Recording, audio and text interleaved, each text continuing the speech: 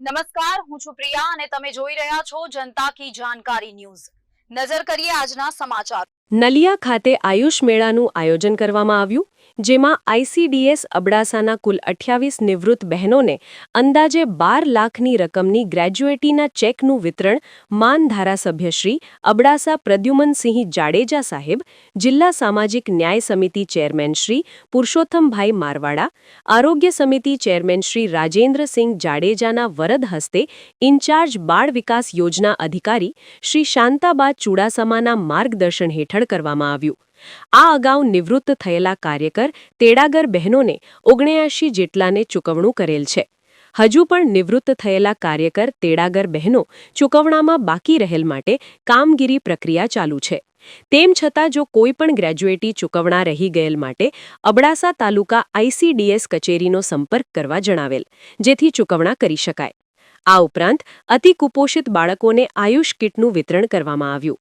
ICDS Abdasa 1-2 ઘટકના કાર્યકરો દ્વારા વાનગી નિદર્શનની સ્પર્ધાનું આયોજન કરવામાં આવ્યું, જેમાં THR અને મિલેટ્સની 50થી વધુ વાનગી નિદર્શિત કરી પ્રથમ, દ્વિતીય અને તૃતીય ક્રમાંક આપવામાં આવ્યા। સ્ટોરી રમેશભાઈ ભાનુશાલી, નલિયા। શાંતાબા ચુડાસમા બાળ વિકાસ યોજના અધિકારી અબડાસા। આજરોજ અબડાસા મધ્યે આયુષ મેળાનું આયોજન કરેલું હતું, જેમાં આપણા મુખ્ય અતિથિ અબડાસાના વિધાનસભાના લોકલાડીલા માનનીય ધારાસભ્ય શ્રી પ્રદ્યુમનસિંહ બાપુના વરદ હસ્તે તેમને ખુલ્લો મૂકવામાં આવ્યો હતો અને તેમાં આઈસીડીએસમાં જે કાર્યકર અને તેડાગર બહેનોએ પોતાની સેવા બજાવી અને જે વય નિવૃત્ત થયા છે તે કાર્યકર અને તેડાગર બહેનોને આજે 12 લાખ જેવી માતબાર રકમનું 22 બહેનોને ચૂકવણું બાપુના હસ્તે કરવામાં આવ્યું છે। તેમજ આજ દિન સુધીમાં ટોટલ 107 બહેનોને 80 લાખ જેવી માતબાર રકમનું ચૂકવણું છે તે આઈસીડીએસ અબડાસા માધ્યમથી કરવામાં આવ્યું છે। અને આજરોજ આ મેળાની અંદર અમારા કાર્યકર બહેનો દ્વારા સ્ટોલ રાખીને જે અમે માતૃશક્તિ, બાલશક્તિ અને પૂર્ણાશક્તિ આઈસીડીએસની જે સેવાઓ છે તેનો લાભ અમારા બહેનો જે આપી રહ્યા છે તેમનું નિદર્શન સ્ટોલનું આયોજન કરવામાં આવેલ હતું। આ નિદર્શન સ્ટોલ દ્વારા જે આઈસીડીએસમાંથી જે આપણા ટેકોમ રાશન મળે છે એ ટેકોમ રાશનનો કઈ રીતે ઉપયોગ કરવો, તેમાંથી કઈ વાનગીઓ બને છે તેમનું ખાસ અહીંયા નિદર્શન રાખવામાં આવેલું હતું।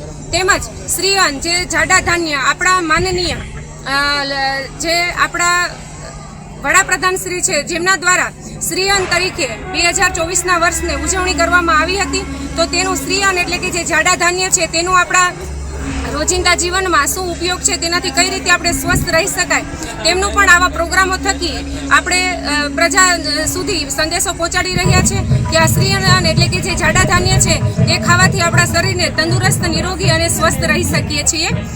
અસ્તુ છે।